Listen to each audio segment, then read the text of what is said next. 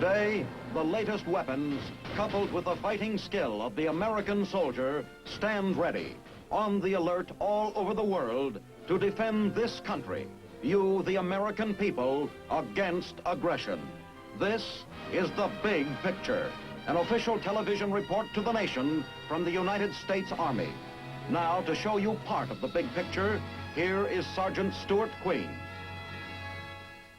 Since the First War, man has tried to win by striking suddenly at the weakest point of his enemy's defense.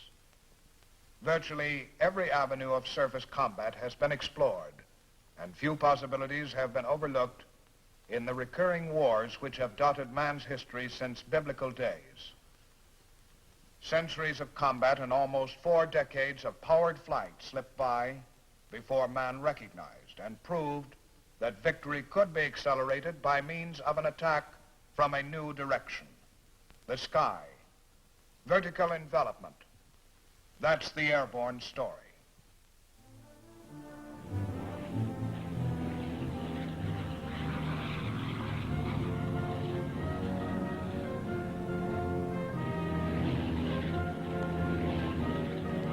Another mission, Airborne, en route to attack, to drop from the sky. Part of a tremendous striking force, part of the airborne story, a story of recent accomplishment that paved the way for myself and the platoon I lead. Why, just a half-century ago, man had never flown in powered flight. A balloon ascent was a spectacle to behold. When the first controlled flights took men into the sky in quest of mastery of the air, that was in 1903, the air age had begun.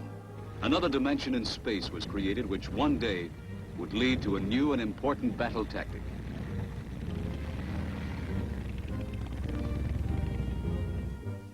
Our Army took the lead in aiding and encouraging a new industry. Aviation, it was called. At first, it was assumed that the only use for these contraptions would be in communications, and they became part of the Signal Corps. In little more than a decade, the airplane received refinements of design that are still going on, and in World War I, proved its use in combat.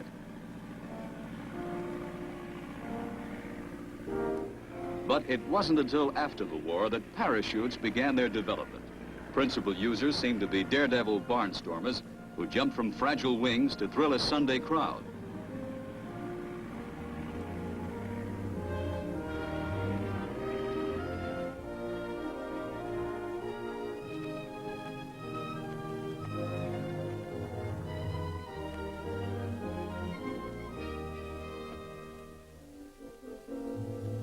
At Fort Benning, Georgia in 1940, the Army began an extensive program for training and organizing airborne units. The beginnings were unpretentious and to a great degree experimental.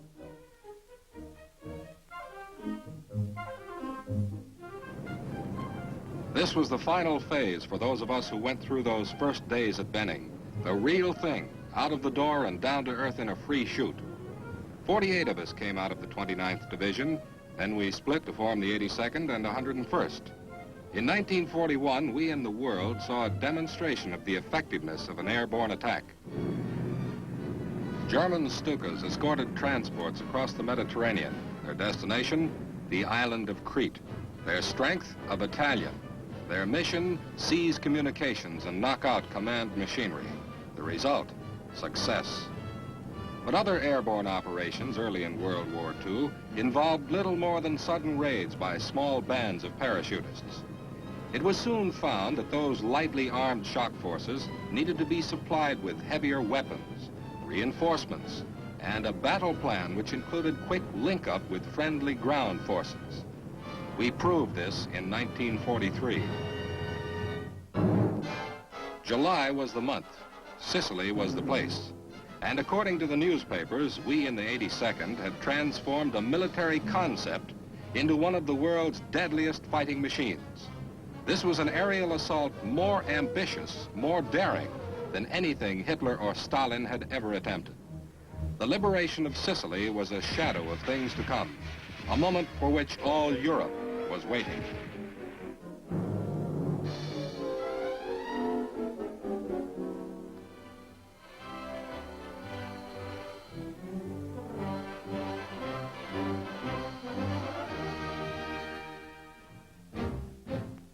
Meanwhile, the Nazi leader continued to methodically build up fortifications along the coast, increasing defenses for an attack he figured would come from the English Channel.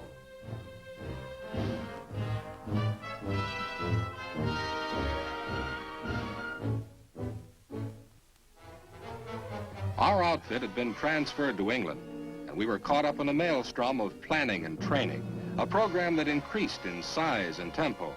Operation Overlord, it was called, and our objective would be the opening of the Western Front. We were mighty proud when we learned that airborne troops would lead the invasion.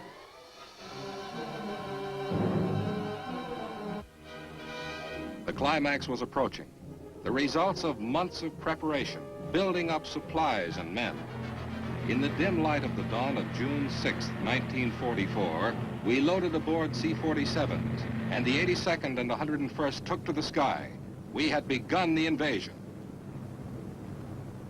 Our outfit, along with the Screaming Eagles, shooted into flak that was so thick you could practically walk on it. We came down to fight an enemy who was determined to slaughter us or push us back to the sea. But we held on and did our job, which was to capture causeways leading across the flooded areas behind the Normandy beaches.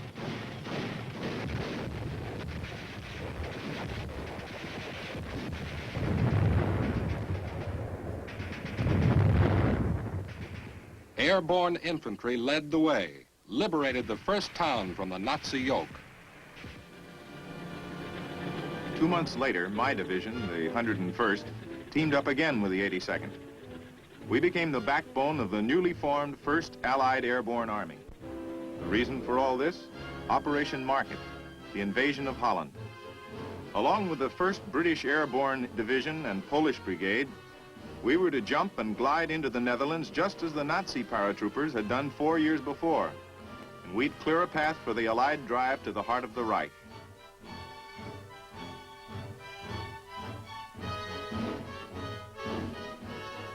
Gliders would play an important part in this operation.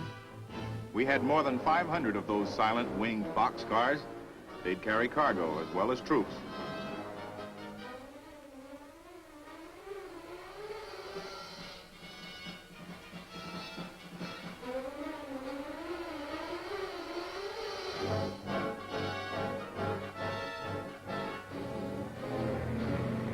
Great trains of troop carriers and gliders took off from British airfields in the direction of the North Sea and the dunes of the Dutch coast.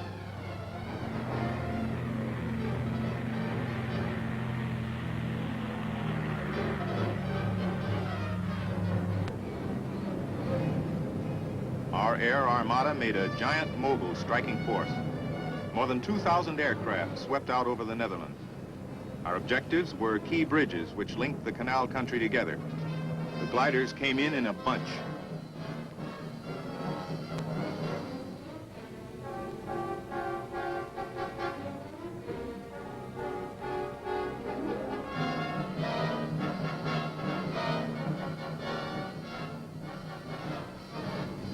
We jumped from a medium altitude. There was a clock-like precision about the whole thing. And our assembly after the drop was considered the best in the history of our airborne effort.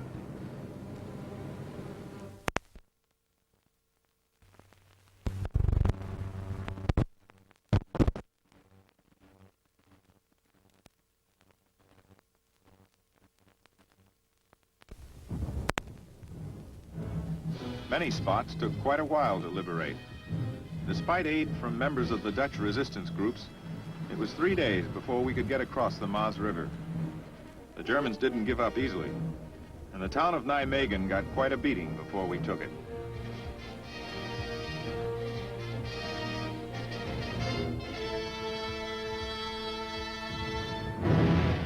Our objective, the extremely important bridge at Nijmegen, was safe. Operation Market was the last jump for the 101st and 82nd, but the war was far from over for the Airborne Division. For a Christmas present, we got Bastogne. This small Belgian town gave its name to a period of time we'll never forget. They say that Valley Forge was rough during the American Revolution. Well, it couldn't have been any tougher than trying to dig into the frozen Belgian countryside with 8 desperate Nazi divisions breathing down your neck. It was tough. We held out until reinforcements got through, and the tide was turned in the Battle of the Bulge.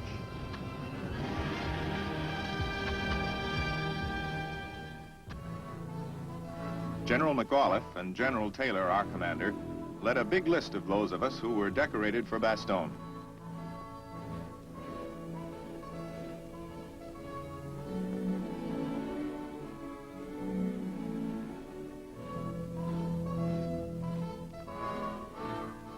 But not all airborne activity was taking place in the European theater. There was paratroop activity on the other side of the world. In the Pacific, men were learning about vertical envelopment. I'll give you a brief demonstration on the functioning of the parachute assembly. Most important thing to remember is to hook your static line snap fasten to the anchor cable in the plane before you jump. If this is done, I'm sure you won't have any trouble. I don't know of a single case of record today where this parachute has failed to open due to the fault of the equipment. As soon as the man has hooked the static line snap fastened to the anchor cable in the plane, he leaves the plane pulling the length of the static line, which is 15 feet long. The cover breaks off, but the aid of the brake cord attaches the cover to the silk at the apex. It pulls the silk from the pack assembly. The line's being pulled back. These soldiers were additions to a rapidly expanding airborne striking force. You ready? Stand up and hook up. Check your equipment. Sound off for equipment check. Hey, not okay. Not okay. 6 5 okay. 3 okay. 2 okay. Close it up and stand in the door. Is everybody happy? Well, let's go.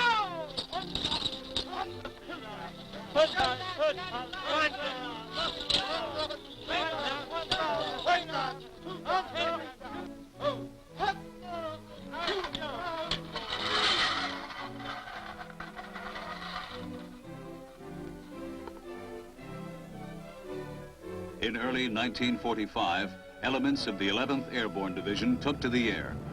These men had seen a lot of action, but most of it was as foot soldiers. They were on their way to a spot some 40 miles below Manila.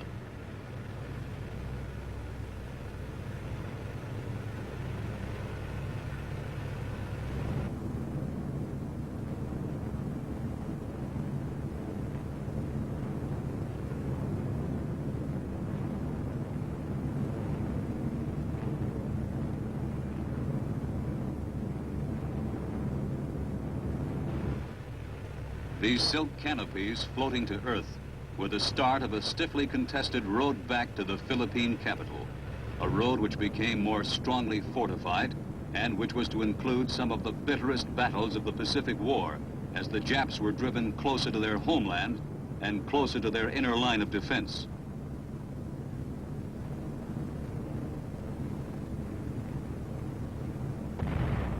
Only a terrific pounding overcame Jap resistance.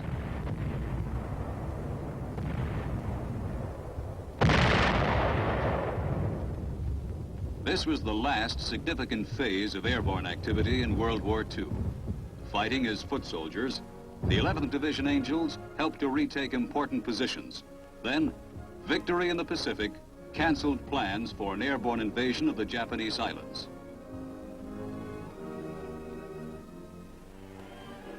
We were mighty proud to be selected to march up New York's Fifth Avenue in the victory parade for soldiers of World War II.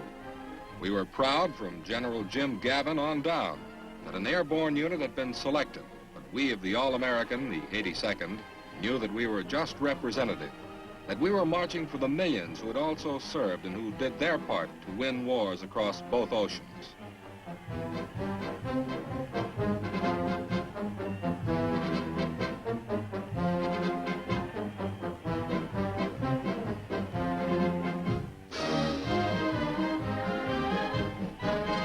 Most of us would be returning to civilian life, to careers and lives that had been interrupted. But we knew that there could be no let-up in defense planning, or the signing of an armistice ends a war, but it never cancels a nation's need for defensive strength. With the world on the threshold of the atomic age, our flying soldiers loomed as an important force.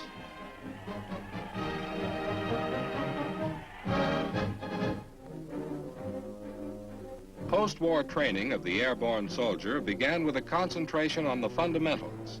Fort Bragg became the home of my old outfit, the 82nd. Our military leaders had learned much from wartime operations. And as the warm atmosphere of post-war friendship chilled into a Cold War, it became increasingly important that we should not store away all that we'd learned on the battlefields. And even though several airborne divisions and regimental combat teams were deactivated, the training of individual airborne soldiers was intensified.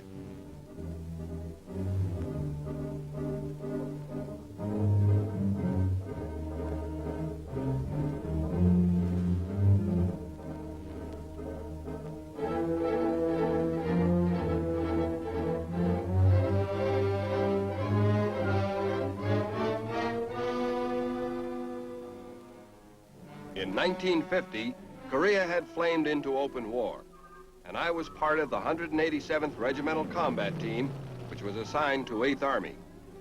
We were hastily mustered forces of the United Nations, and we went into battle to stave off communist-trained hordes whose supply lines extended all the way back to Moscow. This was the first taste of combat for one of the first aircraft specially developed for airborne operations, the flying boxcars. An outstanding aspect of the airborne phase of the Korean conflict was our development of greatly improved techniques for dropping heavy equipment. For this was the first time in our airborne history that combat troops received intact such essential items as howitzers, trucks, and jeeps. Much of the success of the Korean drops can be attributed to the large amounts of materiel we supplied by air.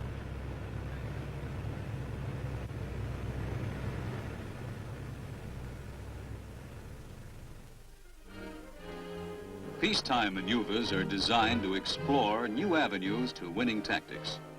Our Army is well aware of the necessity for testing new concepts, proving new methods. There can be no relaxation of standards with the kind of tension that covers the world. Exercise Flashburn was born of the atomic age.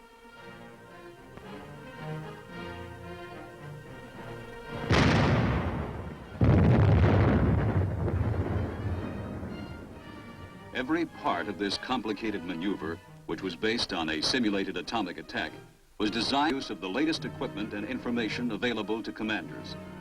Tactical television played an important role.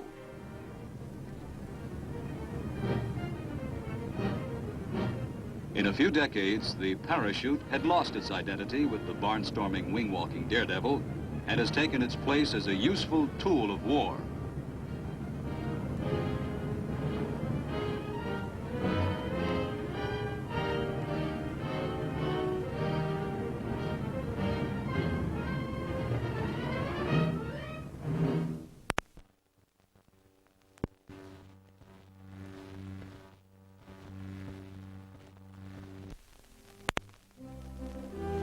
Great strides have been made in other areas. Aircraft have been designed for the express purpose of serving airborne forces. The C-120 Fairchild pack plane, unique tractor trailer of the air. It's equipped with several types of cargo pods which can be easily detached. This versatile flying trailer can arrive as part of an aircraft and then be towed away by a motor vehicle.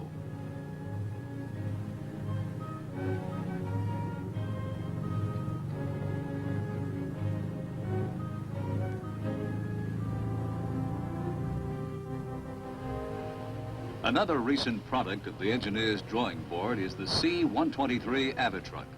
This plane is designed to land and load troops and equipment on ill-prepared or undeveloped surfaces. The quick loading characteristics of this aircraft eliminate one of the basic faults found in early transports.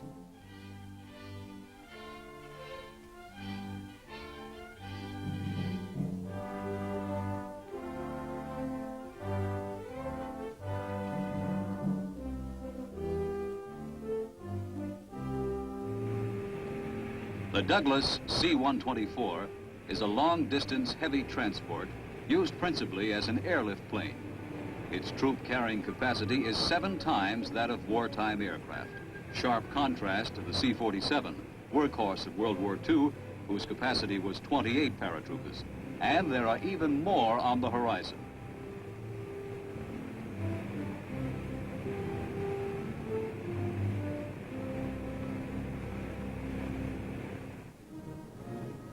Yes, we've made quite a record, built an impressive history in a relatively short time. And today's airborne soldiers are taking advantage of the mistakes and successes contained in that history. Every man, every action in this aircraft at this moment is the result of experience and planning. Even the makeup of the platoon has undergone many changes since those first days. But there are some things which haven't changed. The need for care and preparation, for organization, which begins much before we ever board the aircraft. When we coordinate our actions with the other services, my job as jump master makes me responsible for complete understanding with the air crew. No detail is too small when I begin the routine inspection of the aircraft to make certain that everything is in order and to our requirements. There's no such thing as a casual inspection. This C-119 is the aircraft which will be taking us to the drop zone, and everything must be looked at. A sharp-edged projection on an exit door must be taped.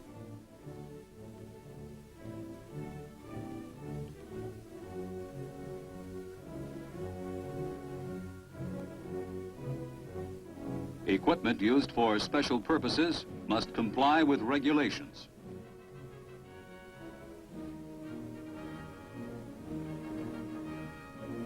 The signals are important. A check with the pilot will verify that the lights are in order. Signals are given from the cockpit, and a few seconds delay over the drop zone could mean landing far from the desired spot. The emergency bell is also checked.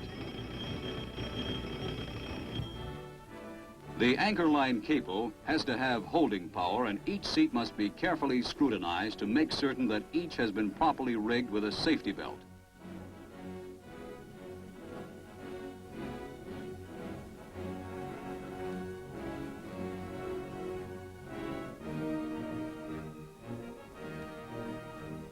The first aid kit is an important item to be inspected. And the sick cups. It sometimes happens. A final look at the aerial delivery containers. They must all be properly marked so that it will be possible to tell at a glance what they are and whom they belong to. These containers are loaded aboard cargo planes, and an exact loading procedure must be followed so they'll flow freely down the monorail mechanism when released.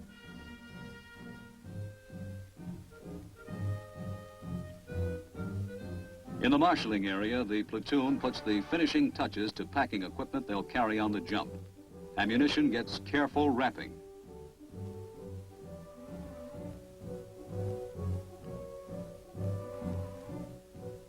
Next step takes place on the airstrip where the platoon fits parachute and other equipment. This is the last opportunity that the jump master has to make sure that his men have been properly outfitted.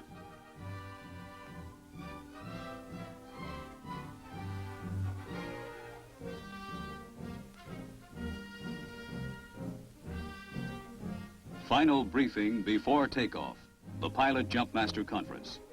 The aircrew part of the operation is reviewed, from station time to jump time, and any last-minute changes in plan because of weather or other factors are given here.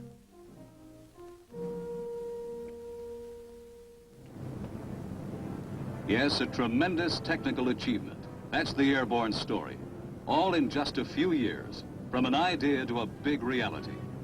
The final minutes move swiftly when the drop zone draws near.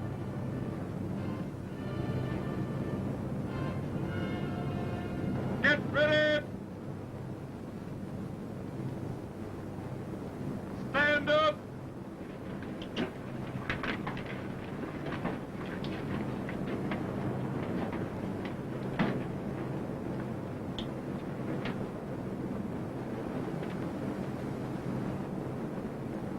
Hook up!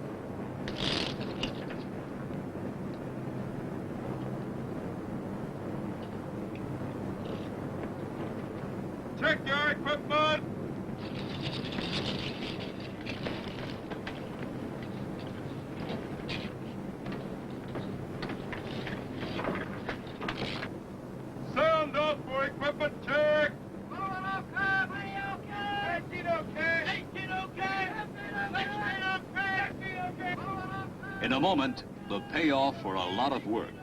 The results determined by the way we've prepared. 7 okay, 6 okay, 5 okay, 4 okay, 3 okay, 2 okay, 4 okay. Is everybody okay? Yeah!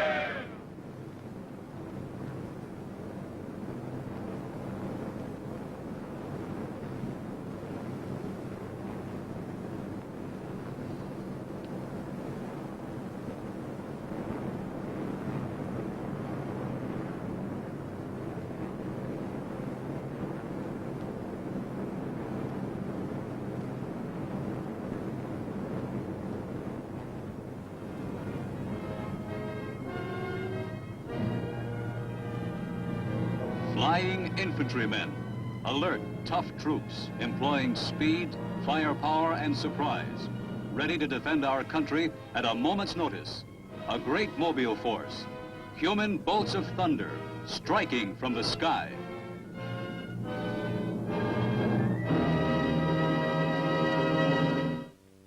The existence of an army capable of moving anywhere on the globe on short notice is an important factor in deterring aggression.